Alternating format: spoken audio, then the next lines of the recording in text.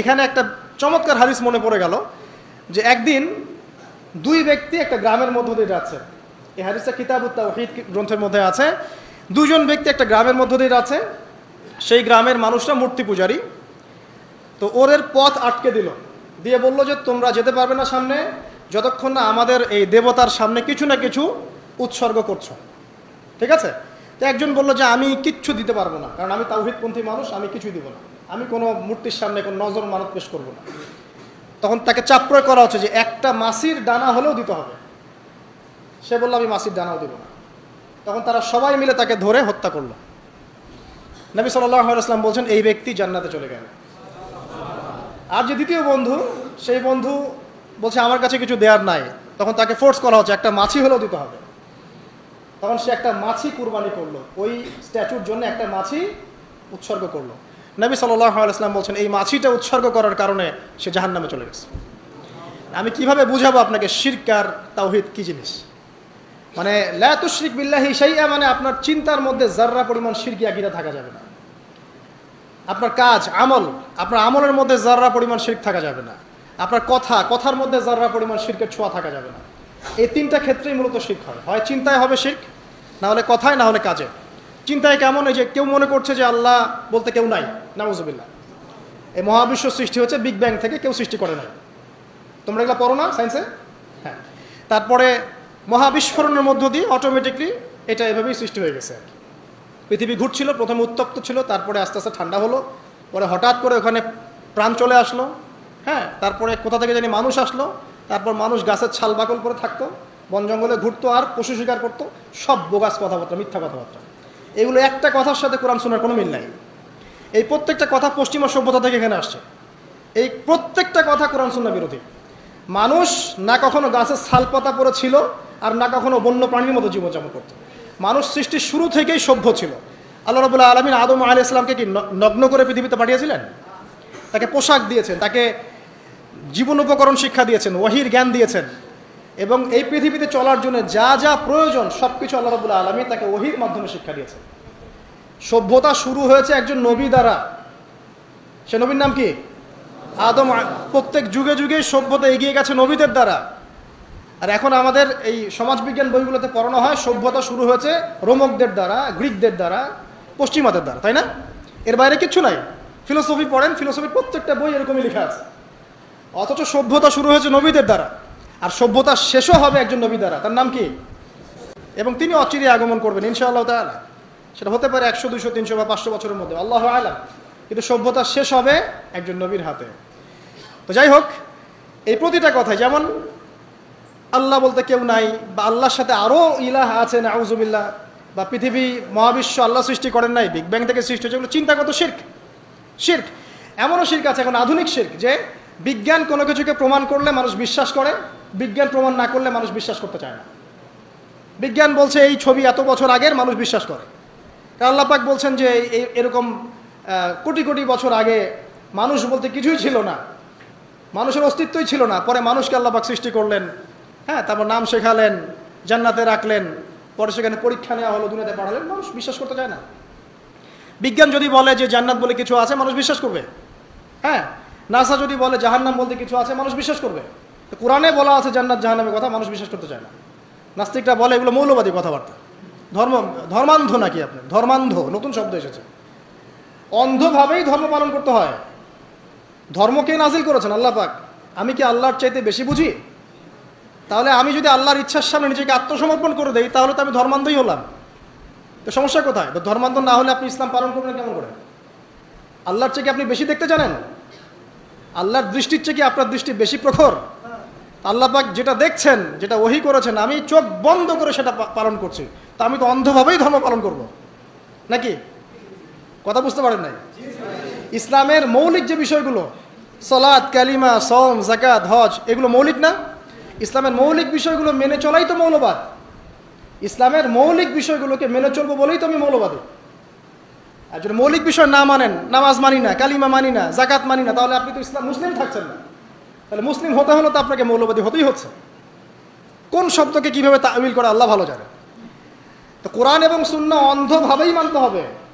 এখানে যা আছে এটাই চূড়ান্ত, এর বাইরে কোনো সত্যের উৎস নাই। হ্যাঁ, কোরআন সুন্নাহর সাথে যদি কোনো কিছু মিলে যায় সেটা মানতে আমাদের কোনো আপত্তি নাই, হোক সেটা সায়েন্স বা দর্শন বা যুক্তি বা যে কোনো কিছু। কোরআন সুন্নাহর সাথে যাই মিলে যাবে মানতে কোনো আপত্তি আছে নাই, কিন্তু কোরআন সুন্নাহর সাথে যেটা মিললো না সেটা কি আপনি মানতে পারবেন? তাহলে কোরআন এবং সুন্নাহকে আপনাকে এভাবেই মানতে হবে, চোখ বন্ধ করে কোরআন সুন্নাহ মানতে হবে। আর আল্লাহ পাক আমার চেয়ে অনেক বেশি ভালো বোঝেন আমার জন্য ভালো কোনটা, তাহলে আল্লাহ পাকের ভালো আমি চোখ বন্ধ করে মানবো না? ডাক্তারের কাছে গিয়েছেন, আপনার মনে করেন অনেক বড় রোগ হয়েছে, অনেক ডাক্তার দেখাচ্ছেন, সলভ হচ্ছে না। এর একজন বড় ডাক্তারের খবর পাওয়া গেল যিনি মাদ্রাসা থাকেন, কথার কথা, সেখানে গেলেন, আপনাকে টেস্ট দিলেন। আপনি তো জিজ্ঞাসা করতে যাচ্ছেন না যে এই টেস্ট কেন দিচ্ছেন, ওই টেস্ট কেন দিচ্ছেন, এই ওষুধ কেন দিলেন, ওই ওষুধ কেন দিলেন, এই প্রেসক্রিপশন কেন। ডাক্তার যা বলছে আপনি অন্ধভাবে নিচ্ছেন না? নাকি আপনার ডাক্তারের এইসব টেস্টগুলো নিজে করার ক্ষমতা আছে? আপনি কি নিজে এই টেস্টগুলো করতে পারবেন? ওই ওষুধ কেন দিয়েছে, ওখানে কি গুণ আছে, কি উপকারিতা অপকারিতা আছে, এটা তো ডাক্তার ভালো জানে আমার চাইতে। তখন আমরা কিন্তু অন্ধভাবেই ডাক্তারের কথা মেনে নেই এবং ট্রিটমেন্ট নেই। আর আল্লাহ রাব্বুল আলামিন মহাবিশ্বের স্রষ্টা, তিনি জানেন মহাবিশ্বের কার জন্য কি কল্যাণকর। তিনি মুসলিমদেরকে দিয়েছেন কোরআন এবং সুন্নাহ, পুরো মানব জাতিকে দিয়েছেন। এর মধ্যে আল্লাহ পাক সমস্ত বিষয়ের সলিউশন দিয়েছেন। এখন আমি এটা অন্ধভাবে মানবো না? নাকি আল্লাহকে চ্যালেঞ্জ করবো যে কেন এটা দিলেন, কেন নামাজ পড়তে বললেন, কেন রোজা রাখতে বললেন, কেন হজ করতে বলছেন? সব কিছুর কারণ আছে নিঃসন্দেহে, কিন্তু সব কারণ ব্যাখ্যা করার মতো জ্ঞান কি আমার আছে? আমার জ্ঞান কি আল্লাহর চেয়ে অসীম, না আল্লাহ পাকের জ্ঞান অসীম? তাহলে আল্লাহ পাকের জ্ঞান যেহেতু অসীম, এই অসীম জ্ঞানের অধিকারী একজন সত্তার কাছে আত্মসমর্পণ করবো, এটাই তো ইসলাম, এটাই তো মৌলবাদ, এটাই তো অন্ধত্ব। তাহলে এইসব শব্দগুলো দিয়ে মুসলিমদেরকে ডমিনেট করার কোনো মানে হয় না, এবং এই শব্দগুলোর অপপ্রয়োগটা চেঞ্জ করতে হবে। এটা হচ্ছে মিডিয়ার মধ্য দিয়ে একটা ইসলামপন্থীদের এগেইনস্টে আদর্শিক একটা আঘাত। এইসব শব্দগুলো যারা উচ্চারণ করছে এরাও শিরক করছে। সূরা তাওবা পড়ে দেখেন, এইভাবে ইসলামকে টিটকারি করাটাকে আল্লাহ রাব্বুল আলামিন কুফরি বলেছেন। ইসলামকে এভাবে টিটকারি করার কোনো সুযোগ নাই। প্রতিটা ফান্ডামেন্টাল আমাকে চোখ বন্ধ করেই মানতে হবে, এর মধ্যে নিঃসন্দেহে আমার জন্য কল্যাণ আছে। আর কিছু কিছু বিষয়ে আমি ব্যাখ্যা করার মতো জ্ঞান রাখবো, কিছু রাখবো না। যেগুলো আমি রাখবো না সেগুলো নিয়ে এত বাড়াবাড়ি করার কিছু নেই, হয়তোবা সেই লেভেলে আমার জ্ঞান পৌঁছায়নি এখন। আল্লাহ পাক বোঝার তৌফিক দেখ। বলছিলাম চিন্তাগত শিরক, দেখেন সায়েন্স যেটা প্রমাণ করে সেটা আমরা মেনে নেই, যেটা প্রমাণ করে না সেটা আমরা মানতে চাই না।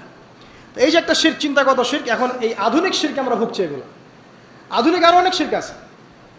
আল্লাহ রাব্বুল আলামিন কোরআনে একটা বিষয় হালাল করেছেন, আমরা এটাকে হারাম করে নিচ্ছি। আল্লাহ পাক কোরআনে একটা হারাম করেছেন, আমরা দেদারসে হালাল করে নিচ্ছি। এই যে আল্লাহ পাকের হালালকে হারাম করা, হারামকে হালাল করা, এটা বর্তমান যুগের, বর্তমান এই বিশ্বের আধুনিক শিরক। এটাও শিরক। সূরা তাওবার 31 নম্বর আয়াত পড়ে দেখেন। এই নয় যে এরকম শিরকে যারা লিপ্ত থাকবে তাদেরকে হত্যা করতে হবে, বিষয়টা এমন নয়, কিন্তু তারা শিরক করছে, তারা কুফরি করছে।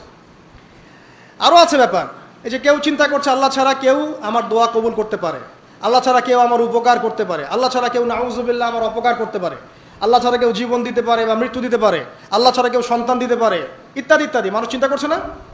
অনেকে দেখি হাতের মধ্যে কিছু পড়ছে এবং তার বিশ্বাস এটা খুলে ফেললে তার ক্ষতি হবে, আছে না?